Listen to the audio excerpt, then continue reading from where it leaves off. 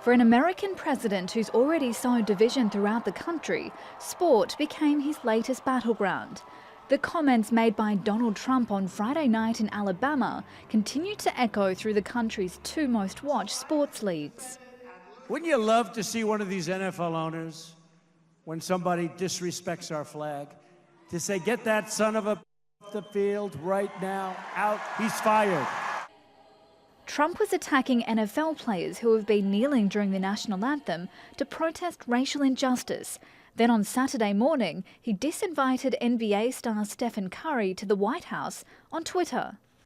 I commend and applaud everybody that's spoken up. It's what we're supposed to do. We're supposed to continue this conversation and hopefully promote change. A White House visit is a tradition for championship-winning sports sides, but Curry's Golden State Warriors issued a statement saying they'll instead use their planned visit to Washington to, quote, celebrate equality, diversity and inclusion. We would, in normal times, very easily be able to set aside political differences and go visit and have a great time, and that'd be awesome. But these are not ordinary times. The response of Cleveland Cavaliers star LeBron James to Trump on Twitter, calling him a bum, has attracted more than 1.2 million likes. We all know how much sports brings us together, how much passion it has, how much we love and care, and the friendships and everything that it creates. And for him to try to use this platform to divide us even more, it's not something I can stand for.